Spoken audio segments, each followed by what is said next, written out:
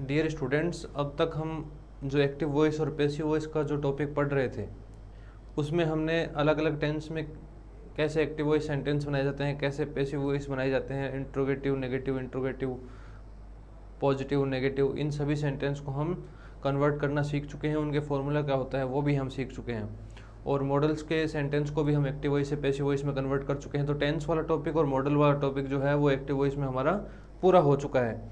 इसके बाद में जो आगे वाला हमारा टॉपिक है वो कुछ जो छोटी छोटी चीज़ें हैं जो हमारे एग्ज़ाम में कई बार हम गलती उनमें कर देते हैं। तो ये तो हमने अब तक जो समझा था वो केवल बेसिक हमने क्लियर किया था और मोटे मोटे तौर पर उसको समझ लिया था किसके कि कैसे कौन से सेंटेंस किस तरह से बनेंगे।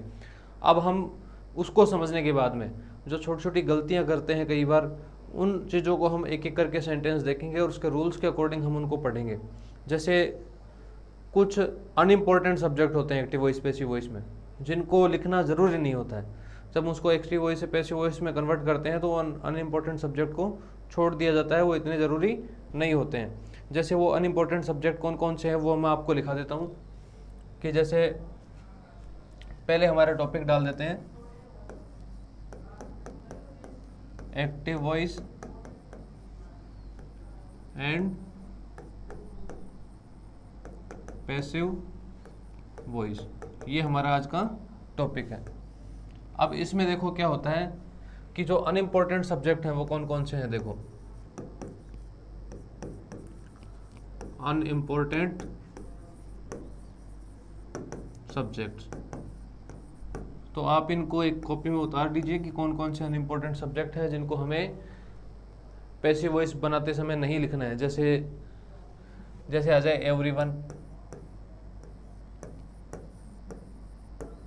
या फिर एवरीबडी,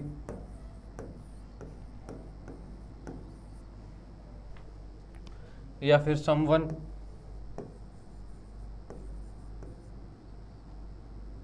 या समबडी, या फिर नो वन, या नोबडी, या फिर पीपुल,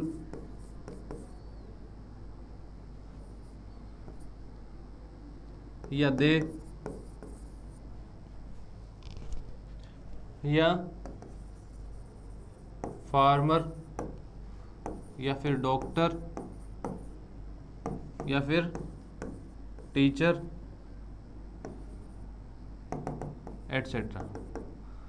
अगर ये सब्जेक्ट हमें दिख जाए, अगर एक्टिव वॉइस में हम ये सब्जेक्ट दिख जाए तो उनको, जो अनइम्पोर्टेंट सब्जेक्ट है उनको पैसिव वॉइस में हमें नहीं उतारना है। और अब कैसे इन सेंटेंस को हमें करना है ये हम एक एक एग्जांपल लेकर के देखेंगे। जैसे एग्जाम में आ जाए,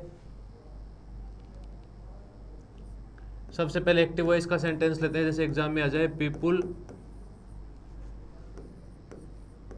speak English all over the world. People speak English all over the world. जैसे ये एक्टिव वॉइस का सेंटेंस है। अब जब हम इसको पैसिव वॉइस में कन्वर्ट करेंगे तो देखिए कैसे करेंगे। इसको जब हम पैसिव वॉइस में कन्वर्ट करेंगे तो कैसे लिखेंगे, English is spoken all over the world.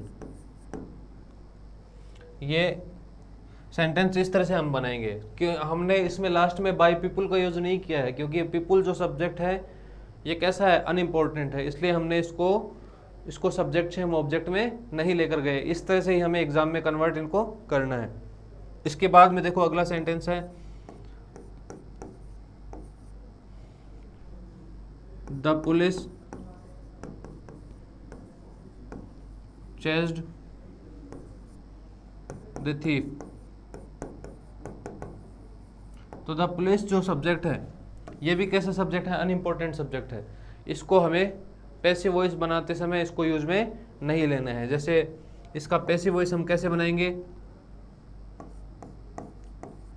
The thief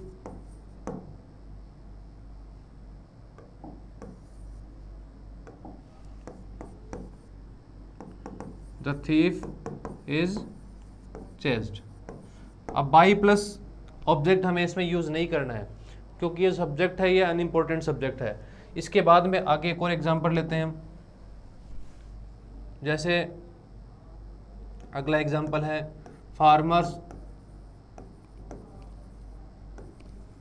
grow vegetables. जैसे ये एग्जांपल है, तो इसको जब हम पैसिव वॉइस में बनाएंगे तो कैसे लिखेंगे?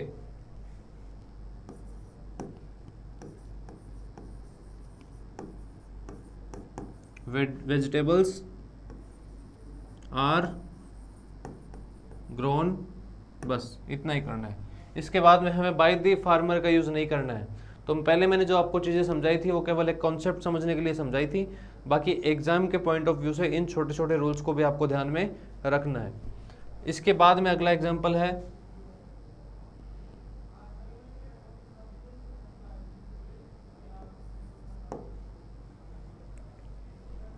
someone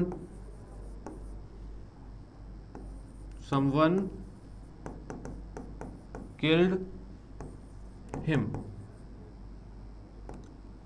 जैसे ये एक्टिव वॉइस का सेंटेंस है।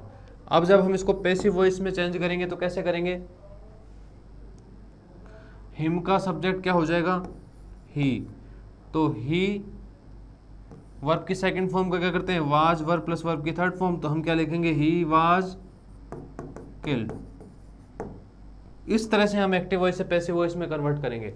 तो इसमें हमें, जब हम एक्टिव वॉइस से पैसिव वॉइस में सेंटेंस को बनाएंगे तो इस तरह के सेंटेंस में हम इन अनइम्पोर्टेंट सब्जेक्ट को एक्टिव वॉइस में अगर होते हैं तो उसको पैसिव वॉइस में हम यूज नहीं करते हैं। ठीक है। इसके बाद में एक अगला जो रूल है वो क्या है कि जब हमारे पास टू प्लस वर्ब की फर्स्ट फॉर्म आती है, टू प्लस वर्ब की फर्स्ट फॉर्म आती है, तब उस तरह के सेंटेंस में helping verb plus to plus verb की फर्स्ट फॉर्म का जब यूज किया जाता है तब हम किस तरह से एक्टिव वॉइस से पैसिव वॉइस में कन्वर्ट करते हैं, उन सेंटेंस को हम देखेंगे। अब पहले मैं उसका स्ट्रक्चर लिखा देता हूं। अब जो भी सेंटेंस में कराऊंगा उसका स्ट्रक्चर लिखा दूंगा पहले, उसके बाद में उसको कैसे कन्वर्ट किया जाता है वो हम पढ़ेंगे। जैसे देखिए, जैसे इस तरह का सेंटेंस आ जाए, सबसे पहले आ जाए subject plus helping verb plus to plus verb की फर्स्ट फॉर्म प्लस ऑब्जेक्ट। अगर इस तरह का एक्टिव वॉइस आ जाए तो उसको पैसिव वॉइस में कन्वर्ट करेंगे तो कैसे करेंगे? उसको हम लिखेंगे subject plus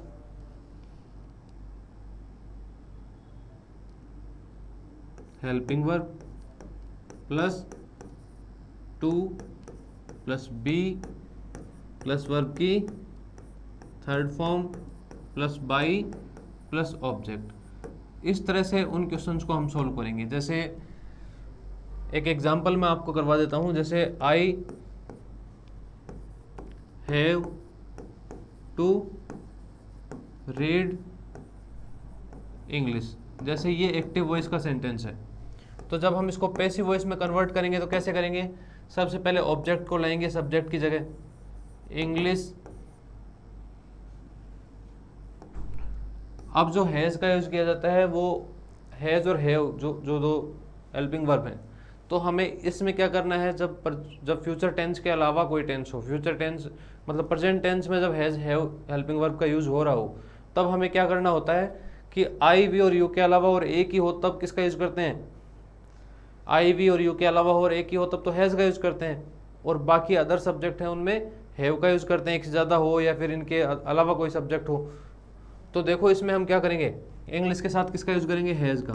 English has to be read, क्योंकि रीड की थर्ड फॉर्म क्या होती है? रीड ही होती है। English has to be read by me. इस तरह से हम इन सेंटेंस को करते हैं। इसी तरह आपके जो इस तरह के अभ्यास जब आप करेंगे तो आपको इस तरह के सेंटेंस करने आ जाएंगे। इसके बाद में देखो आगे देखते हैं कि is are am plus going to plus verb की फर्स्ट फॉर्म, इस तरह के अगर सेंटेंस आ जाएं तो उस तरह के सेंटेंस को हम कैसे एक्टिव वॉइस से पैसिव वॉइस में कन्वर्ट करेंगे ये भी हम देखते हैं। जैसे एक एग्जांपल लिखवा देता हूँ, फिर इसके बाद में आप ही अपने मन में इस फॉर्मूले को देखना कि इसका फॉर्मूला स्ट्रक्चर अब जब आप खुद करेंगे तो आपको आसानी से ये चीज़ें समझ में आ जाएगी। जैसे एक सेंटेंस है, they are going to purchase a car. जैसे ये सेंटेंस है, they are going to purchase a car. इस तरह का एक्टिव वॉइस का अगर सेंटेंस हो तो देखो इसका फॉर्मूला कैसे बनेगा। सबसे पहले आ जाएगा सब्जेक्ट, ठीक है, उसके बाद में हेल्पिंग वर्ब आ जाएगी, इज आर एम। और कौन सी हेल्पिंग वर्ब आ जाएगी? बी फॉर्म में। बी फॉर्म का मतलब होता है is are am was were, इनमें से कोई हेल्पिंग वर्ब आ जाए तो। फिर कौन सी आ जाएगी? उसके बाद में वर्ब की फोर्थ फॉर्म आ जाएगी, ठीक है। फिर उसके बाद में क्या आ जाएगा? टू आ जाएगा, ठीक है। उसके बाद में वर्ब की फर्स्ट फॉर्म आ जाएगी प्लस ऑब्जेक्ट। ये तो हो गया एक्टिव वॉइस का फॉर्मूला। इस सेंटेंस को देख के हमने इसका फॉर्मूला क्रिएट किया। इसके बाद में जब पैसिव वॉइस में बनाएंगे तो उसका सेंटेंस कैसे बनेगा? जैसे they are going to purchase a car, तो ए कार इसका ऑब्जेक्ट है, इसको हमने सब्जेक्ट बना दिया। A car is going to be purchased by का यूज इसमें हम करेंगे नहीं, क्योंकि इसका सब्जेक्ट दे है। तो दे क्या होता है? अनइम्पोर्टेंट सब्जेक्ट है, इसलिए हम इसको छोड़ भी सकते हैं। अनइम्पोर्टेंट सब्जेक्ट का मतलब होता है उसको लिखना जरूरी नहीं होता है। इसका कभी भी ये मतलब नहीं होता कि अनइम्पोर्टेंट सब्जेक्ट को हम उतार देंगे तो हमारे नंबर कट जाएंगे। लेकिन कई बार हम कंफ्यूज हो जाते हैं। जब हमारी जिस भी बुक से हम पढ़ते हैं तो उसमें क्या होता है कि उसमें इन सब्जेक्ट में जब एग्जाम्पल हम सॉल्व कर रहे होते हैं तो उसमें उस सब्जेक्ट को छोड़ दिया जाता है, तो हम कंफ्यूज हो जाते हैं कि ये सेंटेंस गलत है या फिर हमारे अच्छी तरह समझ में नहीं आया। तो इसका कॉन्सेप्ट हमारे लिए समझना ज़रूरी है। तो हर चीज़ हमारे आनी चाहिए ताकि हम कंफ्यूज नहीं हो, और कंफ्यूज होने के बाद में हम गलती ना कर बैठें। इसलिए हमें ये चीज़ समझनी ज़रूरी है। इसको हम बाय देम लिख भी सकते हैं और इसको छोड़ भी सकते हैं। इसको अगर छोड़ देंगे तो हमारे एग्ज़ाम में नंबर नहीं कटेंगे, ठीक है। इसके आगे एक और सेंटेंस हम इससे रिलेटेड है वो सॉल्व कर लेते हैं। जैसे अगर एग्जाम में इस तरह से आ जाए, I am going to kill you, ठीक है। इस तरह से एक्टिव वॉइस में अगर सेंटेंस आ जाए तो पैसिव वॉइस में कैसे कन्वर्ट करेंगे उसको पैसिव वॉइस में हम कन्वर्ट करेंगे you are going to be killed by me. इस तरह से हम कन्वर्ट करेंगे। वो फॉर्मूला पीछे देखा था उस तरह से भी हम फॉर्मूला क्रिएट कर सकते हैं, और कई बुक में जो अदर फॉर्मूला लिखा होता है वो भी मैं आपको करवा देता हूँ। जैसे एक्टिव वॉइस का फॉर्मूला ऊपर वाले सेंटेंस के अकॉर्डिंग क्या करेंगे? Subject plus be form. Be form मतलब होता है is are am was were, ये बी फॉर्म होती है वर्ब की। इसके बाद में plus going plus to plus verb की फर्स्ट फॉर्म प्लस ऑब्जेक्ट। ये फॉर्मूला हम इस तरह से बना सकते हैं। और इसका पैसिव वॉइस का फॉर्मूला ऊपर वाले सेंटेंस को देख के क्या बनाएंगे? सबसे पहले सब्जेक्ट प्लस वही बी फॉर्म। बी फॉर्म से आप समझ ही गए होंगे, ऊपर लिखवा दिया है। इसके बाद में going plus to plus be plus verb की third form plus by plus object. इस तरह से हम फॉर्मूला कर सकते हैं। तो आप कंफ्यूज बिल्कुल आपको नहीं होना है।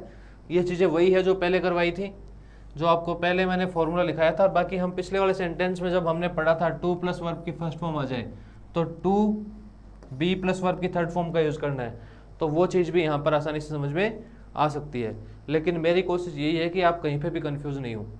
और हमारे जो बोर्ड के एग्ज़ाम है, बोर्ड के जो एग्ज़ाम है वो इस साल तो होंगे नहीं, लेकिन जो अभी 10th से प्रमोट होने के जिनके चांस हैं या फिर प्रमोट जो होंगे उसके विद्यार्थियों के लिए मैं कहना चाहता हूँ कि आगे जब आप 11th 12th में जाओगे, या फिर जिन्होंने 12th में जो अब की बार पास भी हो जाएंगे, ठीक है, तो उनको ये चीज़ें दोबारा से देखने की ज़रूरत होगी, क्योंकि इंग्लिश ये केवल इतना ही नहीं है कि हमारी बोर्ड की परीक्षा हो काम के हैं।